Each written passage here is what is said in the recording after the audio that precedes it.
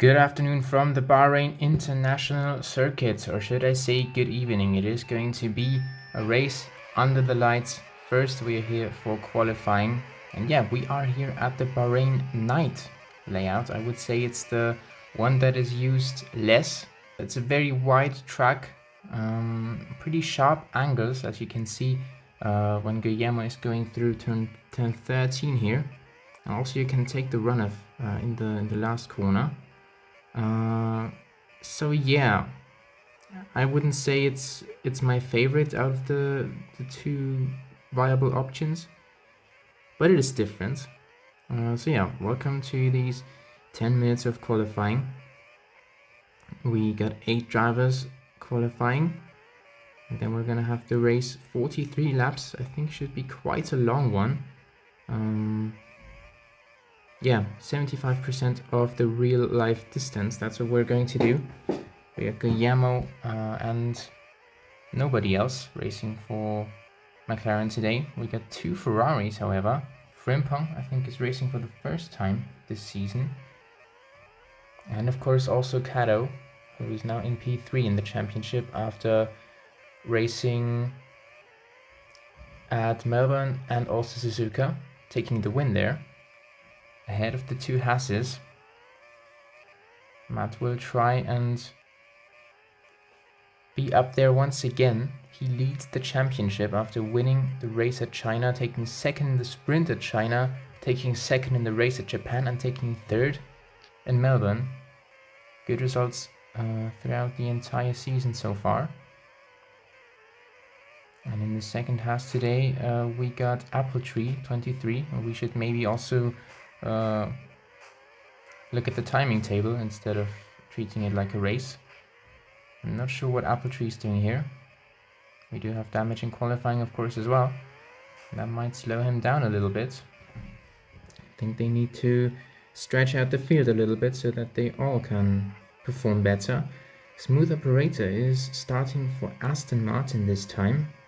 They didn't have a car on the grid at all so far. They are in 8th and last position in the team's championship. Williams are only on 4 points. Then we get Jaguar, RB, Lotus, Ferrari, and then McLaren and Haas at the top at the moment. And I would say Ferrari, McLaren, and Haas certainly in the fight so far. We got Toaster again racing for Lotus. He missed the round at Suzuka but performed very well at China. His Euroma all season is quite okay, I would say, but we are certainly expecting the Britain to improve in all of these leagues. Oh, and we do have tire wear. Oh, that's an interesting thing for qualifying, but I think we can continue. We don't have to red flag it this time around, especially if no one's leaving. It's interesting. We could leave it for some of the rounds of the calendar. But yeah, let's take a look at the track itself. It's of course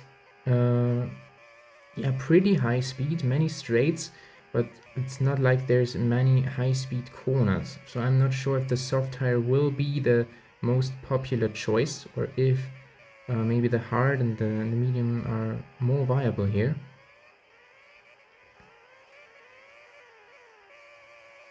But yeah, many good overtaking opportunities. We're through many corners. We get 15 corners on this track. 9 to the left and 6 to the right. I know the other way around, I think. Yeah, anyway, overtaking opportunities, I would say, into turn 1, then switch back up towards turn 4. That's a popular move you also see in real life. I would say then this corner that our Frenchman Kato is going through right now, and also this one at turns 8 and 10 are better overtaking opportunities than in real life. Although it can be it can get very aggressive if you do that. And also the last corner is one where you don't see too many moves happen in real life. Kind of trains forming there maybe. But I think it's more viable in the game as well. Alright, 5 minutes are past. The introduction is done, I would say. I haven't mentioned Pigeon yet, but he's of course also starting again.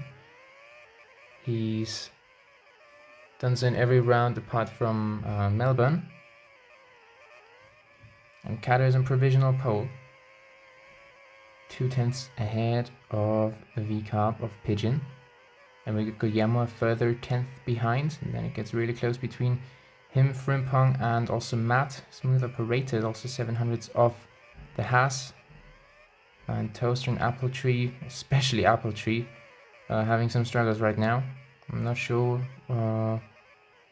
where Matt is searching for his drivers. But Apple Tree will have to prove himself a bit more, as he's going wheel to wheel with Guillermo and then off the track.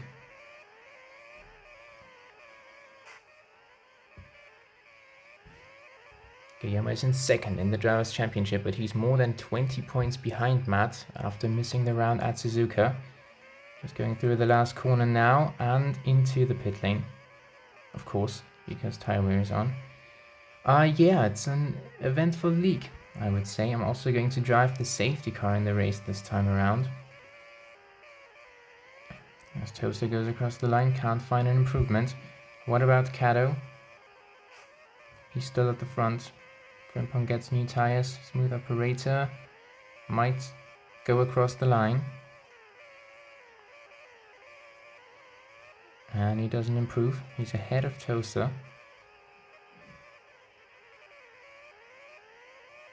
As Matt tries to pick up the slipstream from his potential championship rival. Doesn't improve. Now maybe let's go on board with Kato for an entire lap, shall we? He's going into turn 4, then it gets pretty tight through the SS. There's also a curb missing there in turn 7. All looking quite good so far. Then we go up the hill, at least in real life. Braking kinda early and then getting onto the power again in turn 13. It didn't look like a flat out lap, but can he improve? No, he can't. Missing a few tenths. I think he can still find it. What about Pigeon? He is also attacking turn 4 now, going into the infield of this track. He's trailing Matt and Toaster.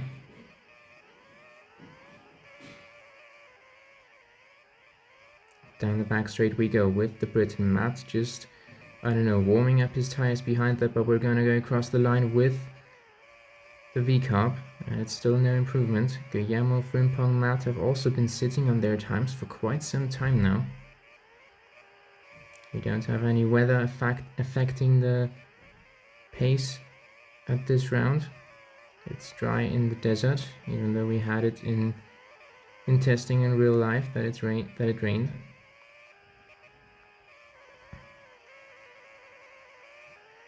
It's Guillermo now. Gets new tires. Is Matt's Toaster equals his best time. Oh no, Toaster equals the best time from Smooth Operator. So that was an improvement by a bit more than a tenth. But he is still set to start in P7 here. Apple Tree is getting closer to the Briton, but still he's over a second off. Yeah, it's looking good for Ferrari. Maybe they are going to go ahead of at least McLaren here in the championship. That is going to be their target here.